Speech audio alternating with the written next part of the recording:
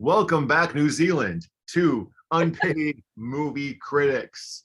I am Mike from MikeTheFanboy.com. I'm joined by the woman who runs up to random strangers and says, "Will the real Becky Fixel please stand up? Please stand up. Please stand up." The Bless you, woman Mike. who says, "I am Detroit. Hear me roar."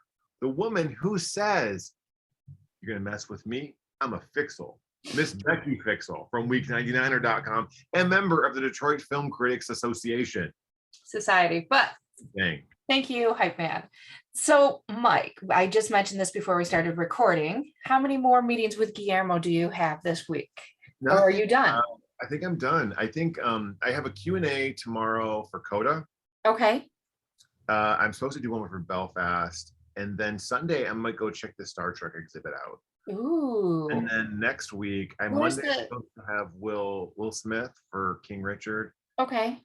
And then Andrew Garfield is out for Tick Tick Boom. And then Kirsten Dunst is out for Power of the Dog. Where is the Star Trek exhibit? It's at the Skirball Center. It's the last weekend. I didn't even know.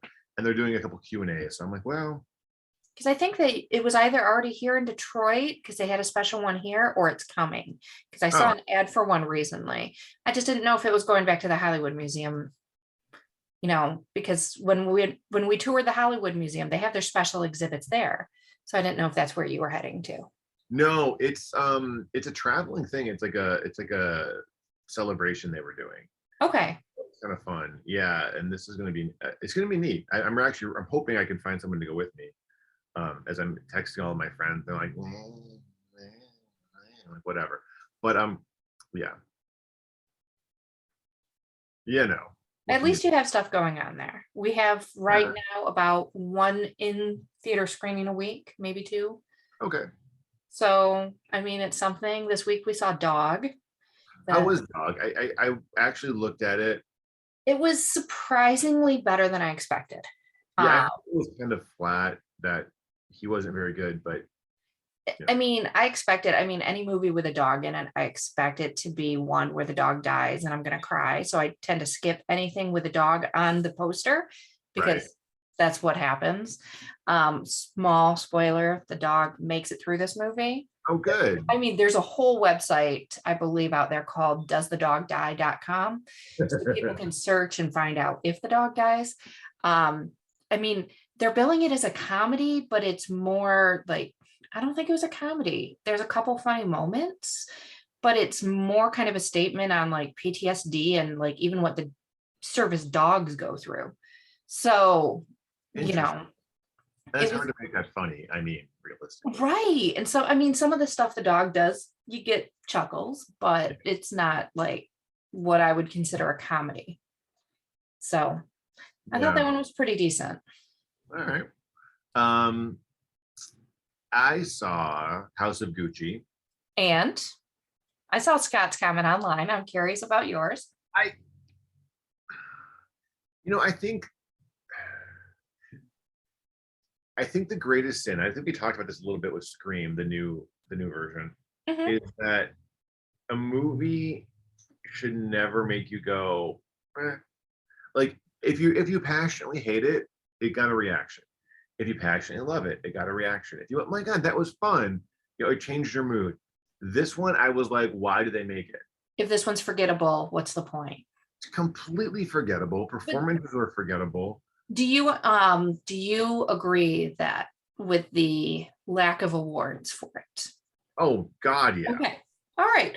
Because we've discussed how much slack we were getting because we didn't give any awards. Not that ours really mean anything compared to the major awards, that we didn't give any because the Gaga army was out to get us. But honestly, Gaga, ooh la la. I love my Gaga. Don't think I do too. I enjoy her quite a bit. But she doesn't deserve an award just for showing up on screen. She did a good job. She did. It was fine. The accent was all over the place. But she's joined by every other person in that movie with their accents all over the place. Is it Jared Leto's character? What movie was he in? Was it Super Mario Brothers? I was like, I am going to the Pizza Palace. I will be making pie. And people thought he deserved an award for that too. And I was like, okay, he's not recognizable. But it's like caricature. It's like, it was bad. And I hear, and I didn't even look this up, but I hear that the real person didn't even look like that. But that doesn't surprise me at all. And it baffling them. Why did you do that? Right? But I don't really get. Here's my confusion. I'm like, why would you take a story where you tell the story that is cliched and boring, but the trial you don't even get into it. It's like, oh yeah, she got trial, she went to jail, blah blah. Well, that's, and it's funny because the interesting part. the true crime stuff really is, and I notice a lot of the streaming services are banking on it. Like I just within the last hour just finished Inventing Anna. Oh yeah, I hear it's good. That was so good. And then Hulu has The Dropout coming out, which is the Theranos one with Elizabeth Hughes. Oh, and yeah. I'm just like, the true crime stuff is so big right now, and people are I mean, the stories are almost too weird to be fake, but right. Yeah, but they're so fascinating. They could have done so much more with Gucci. Yeah, I just was like, why would this woman trust a fortune teller who really wasn't a fortune teller, befriended? Like they really could have went to this level of, but it was so, everything was on the surface. Like, oh yeah, she had this friend. Oh, she hired these two randoms. Who were these random? I wanted to know, like, why would she hire these two? What made her two randos? But the thing is, that is what really happened, which is interesting. But tell us why. I would have loved to hear about these randos. Why did they do it? Right. I mean, other than money, but how did they get caught? Well, I mean, all of it. Like, I was still going, wait. And it felt like literally the movie was going on for 5 years.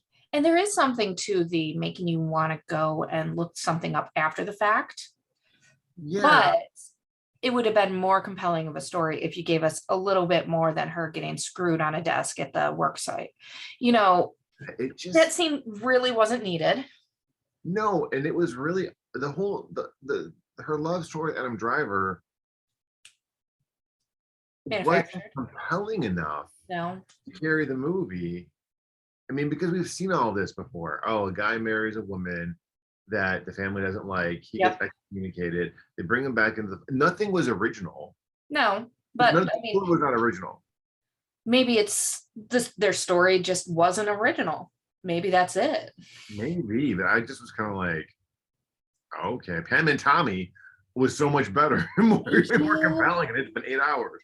Speaking of true life stories, other than the talking penis scene, that one was a little weird. Never thought in a million years I'd be saying that, but whatever. Now, what other contenders have you watched? And then I watched, the next day I watched Respect with Jennifer Hudson. Okay, so what do you think? I thought was awful. No, I actually say it's awful. Another movie that committed the same cardinal sin of being boring. Okay. I found it interesting, but I didn't know as much of her backstory. I mean, you and I personally have actual stories with her. So, we both had our experiences with Aretha Franklin. I can't even say her name today. And I have no alcohol in my drink. Like you don't. No, babe. But, her backstory I found interesting. Granted, had I read anything about the woman, had I cared enough to, that I would have already known those stories. So I thought the whole time, I'm like, okay, so you come out of the gate singing, first off. Then your dad knew Martin Luther King. Your dad knew, was it Diane Carroll? Your dad knew all these people. Yep. So really there was no struggle. And it was like, oh, hey, let's give her a thing.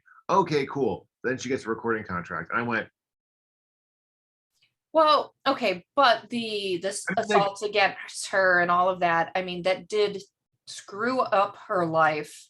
Yeah. Okay. I mean, I came out of that movie thinking, had she not been raped as a child, had she not been married to an abusive husband, all of that, from the woman's perspective, what else could she have achieved without that? I get it. And it was really awkward, the whole situation as a kid. But it was like, her father didn't give a shit. Like, father didn't give a shit. And it happened twice. She kept popping out kids as a kid. Yeah. Like it was like popping off kid, here, grandma, raise the kid. Right. I mean, it didn't feel like the movie she even cared about those kids. Right. In one iota. And I'm like, that makes me not like you. You know what I mean? And then I thought Jennifer Hudson did a okay job. Like, I mean, but the character was tough because she was you so and I already went into this not liking her. So, I mean, that right. does taint it slightly. Slightly. It's true. And the whole time I kept going, Cynthia Erivo would have been better. And I know she did, and I found out after she did it for National Geographic as a series. Okay. Her story. So they did 2 Aretha Franklin stories back to back. And I went, oh, the music was fun. Yeah. Jennifer Hudson can obviously sing really, Yeah. really well. She's got some pipes. But I was not compelled. I did not care. And I can see why she didn't get, I'm actually surprised she got the SAG nomination. I can see why she didn't get the Oscar nomination. What, that one was up for something, wasn't it? Best Actress. Is it for? She got the SAG Award nomination for Best Actress. Okay, but for the Oscars, I thought Respect was on there too. Let me check. I don't believe it is. No, it's not. You are correct. Okay. And you said you have or have not seen Belfast? No, I haven't seen Belfast yet. I'm supposed to see Coda tomorrow. Okay. I'm looking forward to that, sort of. And I have the screener for Belfast. I just haven't watched it. And then I got a bunch of screeners the other day. But I'm getting there. I'm pretty almost caught up. Okay, well, that's good, because if you have to vote soon. Right. And I'm just checking to see. I have a screener that I wanted to watch. Nope, it already bonked out. Never mind. A movie I wanted to watch again. So I guess I'll have to, rent it or buy it or whatever. Well, I should see King Richard and at least Coda in the next few days. Probably, if you're going to some of the stuff. Yeah. I mean, this week coming up, I have one other screener in my email box for another thriller. That's the one that doesn't come out. It comes out March 18th, called Tethered. Oh, that's a weird name. Yeah, it is. I don't really know much about it. And then I have a screening on Thursday for the Batman. So for the what? Batman. Oh, that's exciting. Yeah, I hear it's good. Well, see, and I'm not a huge Robert Pattinson fan, so that already has me going, and then it has a runtime of 2 hours and 55 minutes. Like, I don't know. My bladder is not that big. It will not make it 3 hours through a movie. That's a long fucking movie. It better be a really good and compelling movie. Like, I don't know if there's anything to tell. I mean, which is weird. I will sit through 8 hours of Pam and Tommy, but I'm like, well, 3 hours for Batman. I don't know. But you can pause Pam and Tommy. There are breaks in between. Yeah, I can't. By the way, I saw the new episode of Pam and Tommy. It's really good. I don't know how many episodes there actually are in this series. 8. So I think I'm on 6 with the release. Okay. Yeah, there's 8, I believe. I don't know what's going to happen or where they're going to go. It's kind of interesting right now where they haven't really explored. They just got Jay Leno involved. He's doing his Jay Leno jokes. And it's kind of interesting of their showing it got in the mainstream now, and it's out there. Right. But yes. I don't know what the next 2 episodes will entail, but yeah. We know how the story ends. Well, I mean, does it end? I mean, it's still out there. Who hasn't seen it? If you want to watch it, you can watch it. Yeah. Right. Now, what's funny is I was going to go back and double check on some of the episodes. When I saw the screeners for it, there's like blips of screens. And I think I had early screeners. They were all still like, they weren't, the effects weren't in, and the thing wasn't on the screen yet. So I wanted to go back and see if they added those in or if they just kind of fuzzed them out or whatever. So I'm sure they left the big blank screen, because I mean, why would they have added anything in? You'd think so, but that would be very graphic stuff to put. I mean, it is Hulu, so it's a paid service, but anybody can watch whatever on there. So,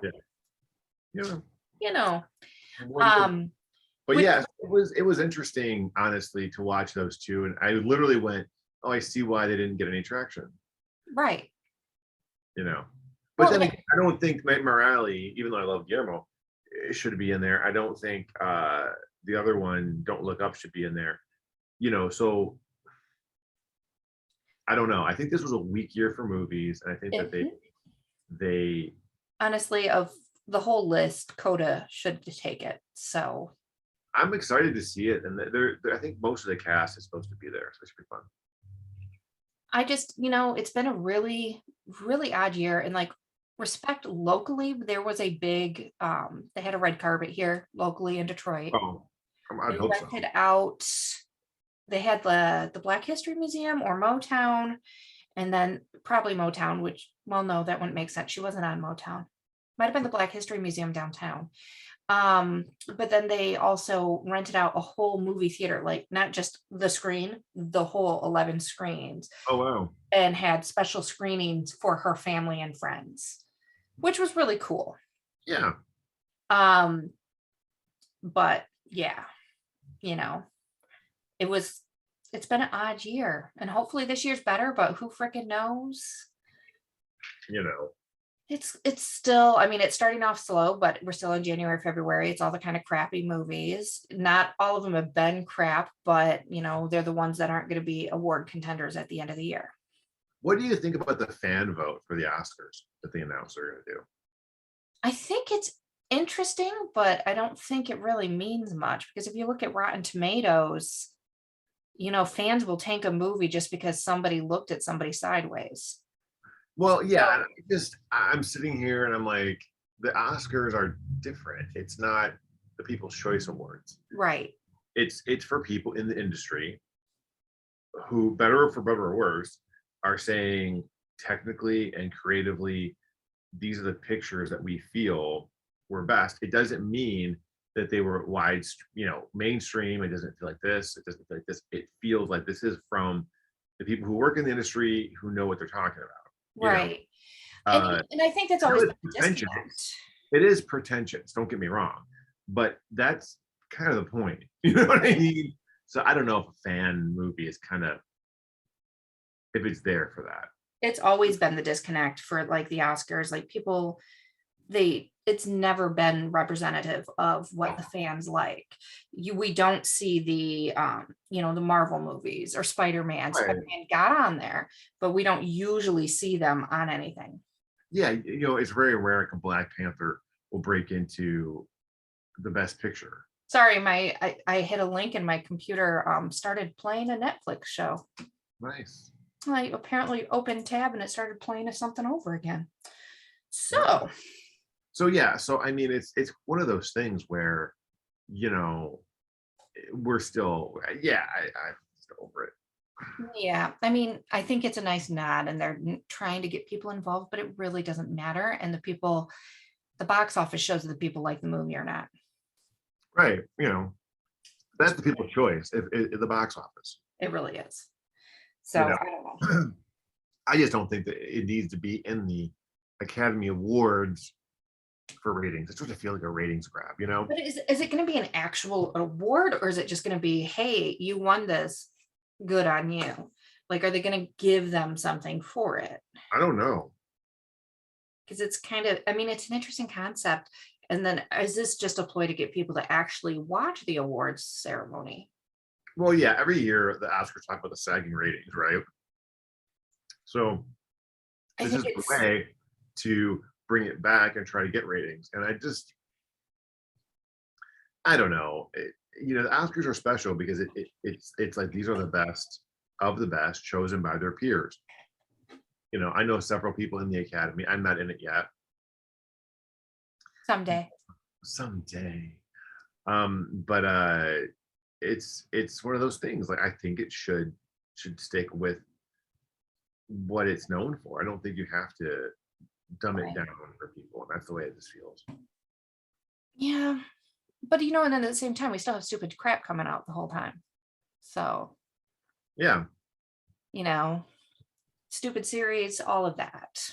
And I always wonder, like, these Netflix movies that are released. I mean, I know you have to have a certain theatrical window usually, but a lot of the movies don't, so they're not really considered movies because they don't have a theatrical release. They're not eligible for the Oscars.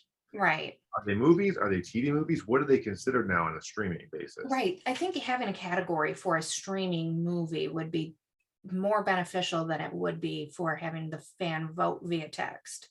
Right. I think that, I mean, especially now that you have Paramount, HBO Max, Netflix, Apple TV, Hulu. Hulu. I mean, that would actually be kind of fun. Best streaming movie, and just put Right. that in the category. Yeah, that would Now, actually make that would be sense. interesting. Like a movie like Roma, who won Best Picture, would it be eligible in both? I say, yeah. Right. You know, you can make If, it eligible in both if it meets the criteria. But yeah, if they but can best be in animated best movie did that. picture and best everything else, why not? Right. That's a great category. We just saved the world. Right. Our goal. So, what else have you been watching? Anything good? Like, we know And Just Like That is over, although they're talking about a second season. Yeah, they keep trying to talk about it like it was good. Like it was well received, which there was an article where they were talking about it, and they were talking about something, and that scene with Harry apparently is not real. And we're like, really? That's what Yeah. everybody's wondering? Really? No, he wasn't really naked. The other guy was naked, the cute one. Right. You couldn't hide that, you know?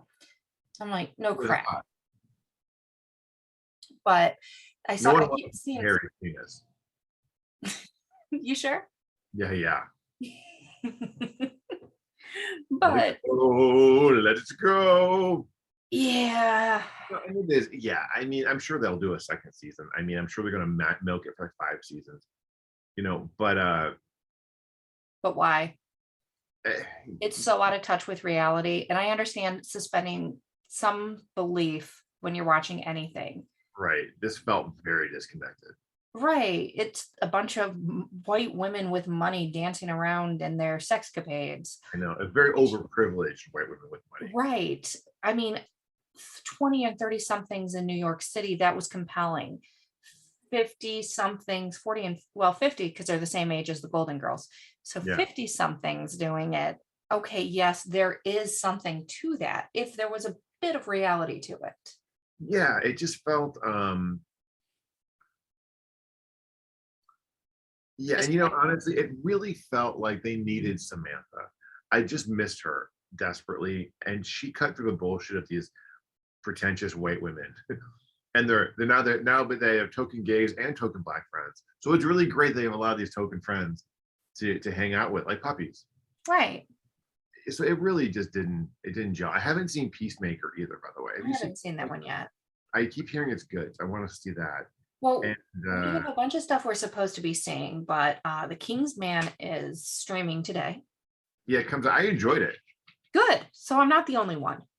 I enjoyed it. It wasn't the same as the Kingsman. No, but I enjoyed it. it stands on its own, though. It sets up so they can start another round from there, and then they're talking about a third one for the other ones. Right. This So, was a different tone. There was consequences for their actions, I thought. yeah, Um, less tech, but you're in the past. but yeah, but I enjoyed it. I thought it was fun. I was like, and I liked Ray Fiennes. I thought he was Mhm. fun. Gemma Arterton was good. I think I'm actually would like, oh, I like to see her later on. Um, there was a couple shocking moments. I was like, wow, really? They did that? Oh, I didn't see Oh, that coming. there was one and I'm sure you know which one I'm talking about. We were all just kind of laughing and joking in the theater, and then we all just stopped and we're like, whoa, we did not see that moment coming. Coming. Like, okay, all right, now we're back into the movie. But to me, I thought it was a nice little dance through history, and they were Yeah. pretty accurate on most of the historical events. So I think I it appreciate was one that. of those, yeah, that was one of those movies that really got screwed Yeah. with the pandemic. It really did. They put it out because they kept postponing it. We're like, well, Disney, I don't know how, the interest they have with Fox right now and pursuing their films, because this was a Fox franchise, Yep. and Disney might not want to do it. So who knows? Yeah. And that one, what else is coming out today? Oh, Maisel. Oh, it's today. I I was think going it to is. bring up a couple of the news things that happened. Maisel is coming out for season 4, which one of my favorite shows. It was Yes. renewed for season 5, and that's going to be the final season. And I'm really sad about that. Yeah, I did see that they're filming it right now. So we Right. don't have to wait a year or whatever. Yeah, the first 2 episodes dropped today. Yeah, that makes me very sad. I don't I think they could have gone a little bit more. Maybe not. I don't know. It depends on how they end it. Well, they clearly had an end game in mind because Amazon would have let them go on and on and on. So maybe they did have this was their plan and their end game because it was not Amazon's choice to let it go. As for that, for Right. sure. But it's been such a good show. The first 3 seasons are excellent. Yes. Excellent TV. Not a bad episode in the bunch as far as I can remember. Rachel Brosnahan is so good. He is. The whole ensemble is very good, to be frank. It's been one of my favorite shows that came out, and I'm excited to see the new season. It's like, hey, yay, something new. Couple episodes a week. Why not? It gives us something to watch.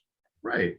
And there was a couple other news things that I wanted to mention. And Stranger Things again renewed for the 5th and final season right before season 4.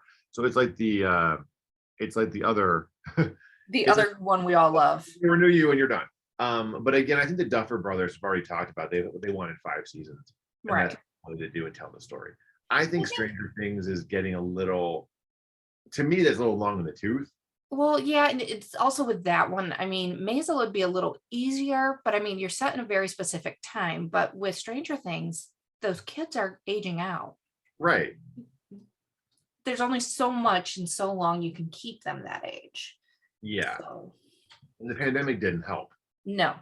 Because they just, And then I know like some of the shows are doing that. It's been 2 years or whatever time jump in them because they couldn't film, which I understand. But at the same time, balance it a little better. I don't know. Right. I mean, in season 1, 2, and 3, I enjoyed. I thought season 1 of Stranger Things was great. Season 2 was okay. I didn't really love it. Season 3, I really did like. They really brought the 80s come in with the mall, and it was really fun. Right. And a lot of really fun stuff. I'm excited to see season 4, and what they're going to do is they're going to split season 4 in 2 halves. For drops, which is great. I mean, I'm fine with that too. I always hate when they do that because then you get to a point, and I know they do it strategically that way, but you get to a point you're actually, all right, what happens next? Oh, now I have to wait 6 to 8 months. Right. Well, and this one, I think the strategic point was that they're able to be nominated for Emmys for the first half and the second half. And they did that. Oh, well, that would be strategic. Yes, that would make sense. And I mean, it is smart marketing, but as a fan, it's frustrating. So, yeah. So, Yeah. I mean, when they said they're going to do offshoots of Stranger Things, the world is still going to be around. And I'm like, I get it. So it's fine. I don't know. It is interesting for me when I see that show, which I actually really liked, and it's like Avatar, right? Avatar was one of the biggest movies, or the biggest movie right now. I think they re-released it in China. They can't hear me rolling my eyes, but yes. Right. But everyone's seen it. Everyone knows it. Everyone knows the name. I have never had an interest in rewatching it. No. I've seen it. I mean, I remember snippets.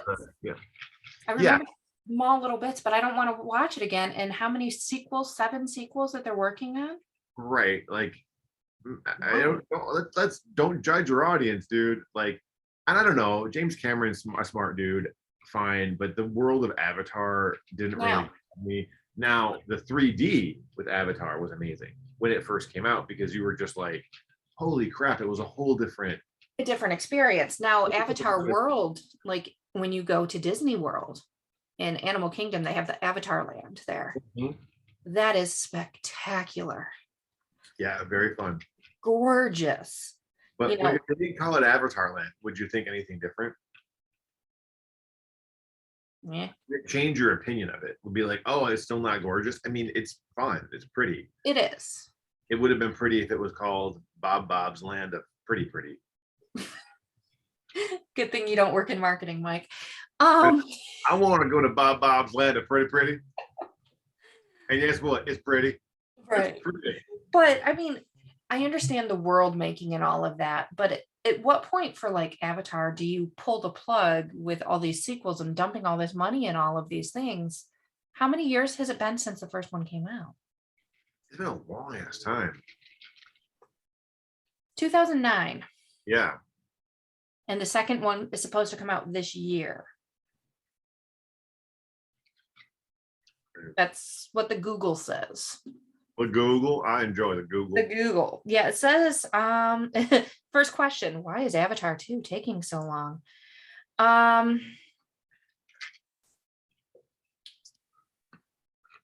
It's supposed to have come out December 18th, 2020, so that doesn't help. They kept pushing it. I mean, I think 2021 for the second or for the third, and 2024, like one a year for the next 5 years is we're supposed to have Avatar movies.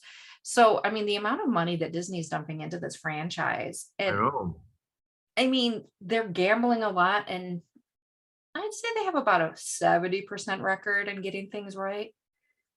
And that might be stretching it because, I mean, if we look at all of the reboots and everything else and the live action ones, there's only like one of those or two of those that I really like. The rest, it's like, why? Well, the live action reboots have made money. Oh, I'm sure they have. I mean, but Cruella was really good. I thought Cruella. Okay. Cruella and Maleficent are the only ones that I don't count those as reboots because they're backstories. They're the villain stories. All right. So, but I'm talking like the Lion King, where they reanimated it in 3D animation, scene for frickin' scene. Yeah, I didn't see and it. Added in extra long scenes of dung being rolled across the field to stretch the time. No. And if you're going to do it, you have lions fighting. I understand it's Disney and I understand it's a PG movie, but lions would not be fighting with their claws and their teeth and not have a scratch on them. Right. So if we're gonna redo it. Yeah. You know, don't hold back because you're Disney.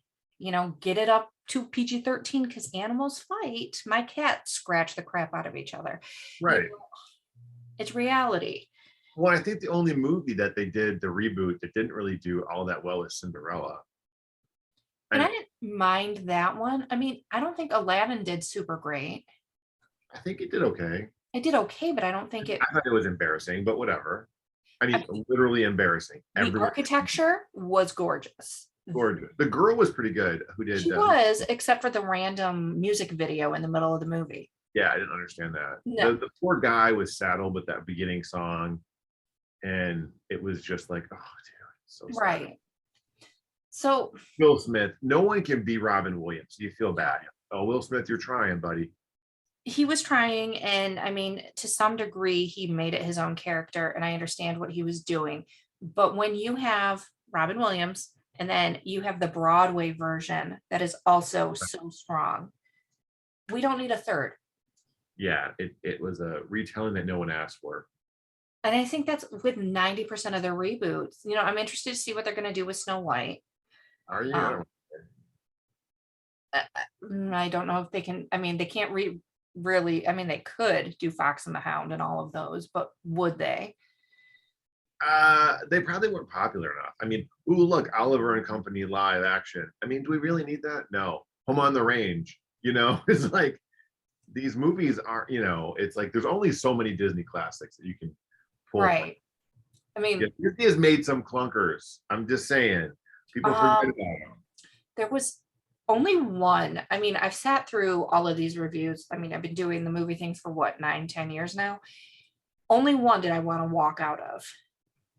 And that was the Nutcracker and the 9 Realms. Oh yeah, I couldn't do it. I love that.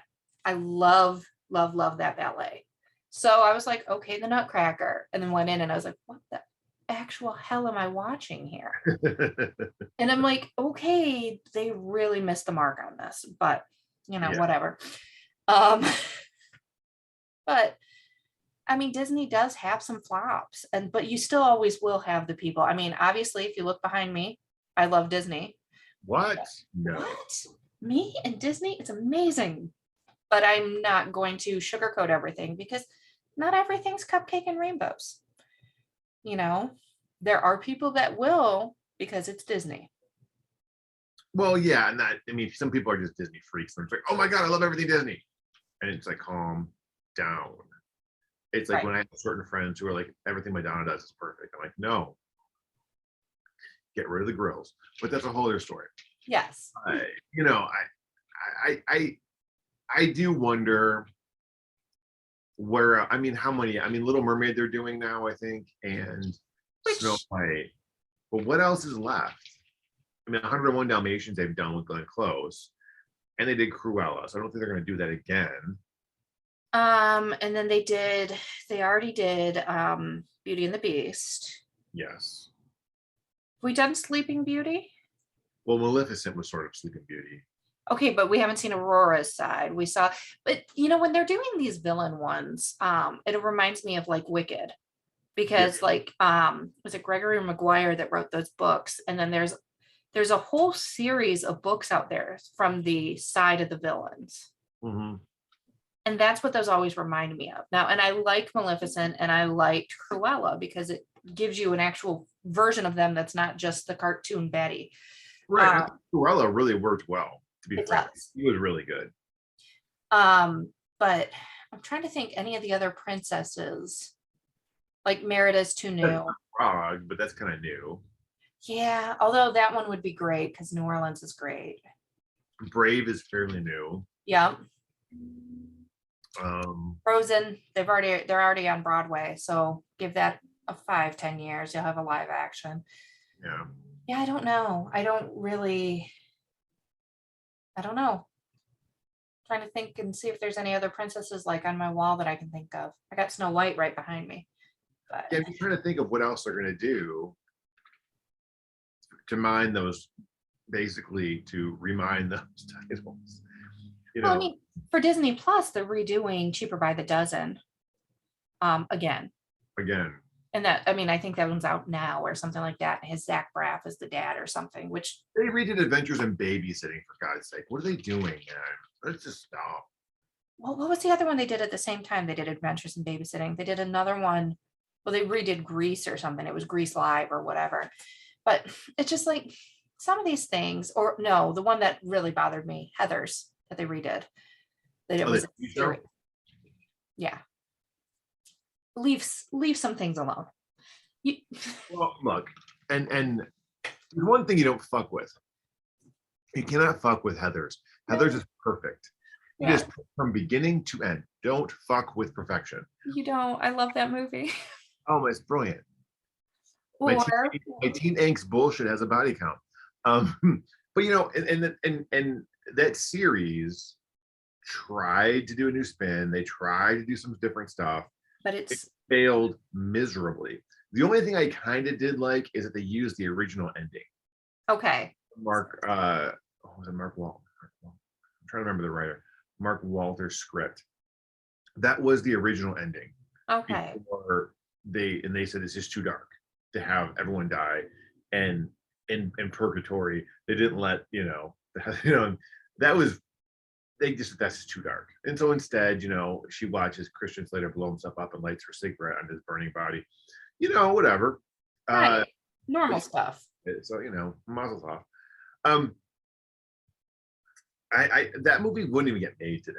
So I'm, it's like It's too dark. It's too, and I think especially with like the whole, as it should be, anti-bullying culture and it was extremely anti-bullying. which, That and I know it's not.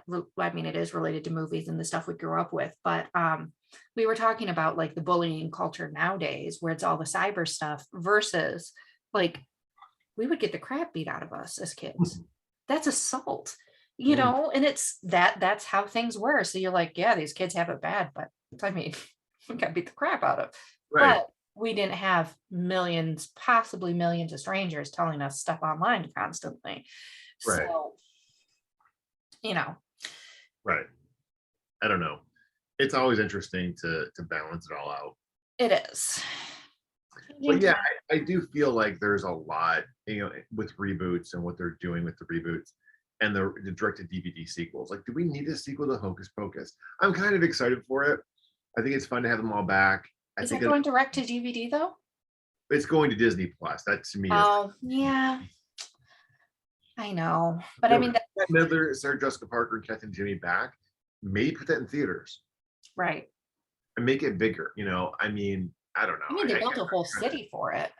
Yeah. So they've got a budget. I And mean, the Disney sequel Plus, to these streaming Enchanted. services have budgets. I know. And the sequel to Enchanted, I think that's going straight to Disney Plus too. Okay. Wah. Mwah, mwah. Well, and the also thing it's like the original Hocus Pocus, if you really look at it, about these witches killing children. So on that note, I mean, seeing as we're talking about Disney and all of these weird things, I saw a video the other day about Beauty and the Beast. He was cursed because he wouldn't let this old lady in and didn't find her attractive. Right. The rose lost its petals when he turned 21, and he had been cursed for 10 years. He was 11 years old. That's gross. Disney, no. If you go through the math and you're like, how many other really inappropriate things from these movies? I mean, think about it, even Little Mermaid, where she's like lost her voice and has to do things. She gives up her voice for a man's approval. Right. Oh, honey, no. For the most generic, pasty man in the world who has no personality. Right. So, yeah, because he's pretty. He's very pretty.